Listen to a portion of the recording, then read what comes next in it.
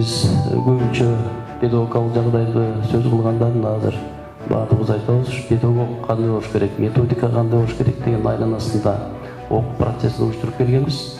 Союздун убагында дагы ушул маселелер көп коюлган эле, бирок мектеп практикасына психологияны колдонуу деген эмне деген маселенин үстүндө иш жүргүзүү аз болгон, Союзда да аз болду. Ошонун мына биз чет мамлекеттерде психологиянын кызматы кандай экенин дагы жолу көрүп ишенип отурабыз. Бүгүнкү күнү чет мамлекетте азыр биздеги Бишкек шаарындагы аптекалар кандай турса, көп өлкөлөрдө ошондой жерлерде психологдор отурушат. Алар консультация берет, эртең менен үй бүлөдөгү бир проблема болуп калса кайрылат да, андан бери ишине кете берет. Ала турган Ньютондун турмушу, Эйнштейндин турмушун эле карасак, педагогдор, окутуп жаткан мугалимдер убагында ошолордун талант экенин, креативдүү бала экенин көрө билген эмес да. Ал убакта психология анча деле колдончу эмес. Ошон үчүн Ньютонду мектепте окууга жөндөмүш деп чыгарып койушкан. Эйнштейн физикадан 3 окуган мугалим болгон да, окуучу болгон. Ушунун өзү, демек биз мына педагогикалык кызмат иштеп аткан адамдар көбүбүз педагог эле болуп калып, психологиялык таасирлерди, психологиялык аракеттерди көрбөй калып аткан ушулар бар деп ойлойм да. Бул биринчиден мугалим ведомство койгон баадан ооз жүзүндө айткан баасы баланын окуусуна, сабактын эффектине көп таасир берет дейт. Мисалы, мотивация башка. Сенин башың иштебейт, сенден жакшы адам чыкпайт. Же болбосо сен кошунаң окшоп калгансың, сен атаң баласы эмессиң деген сөздөрдү биздин мугалимдер айтат экен да.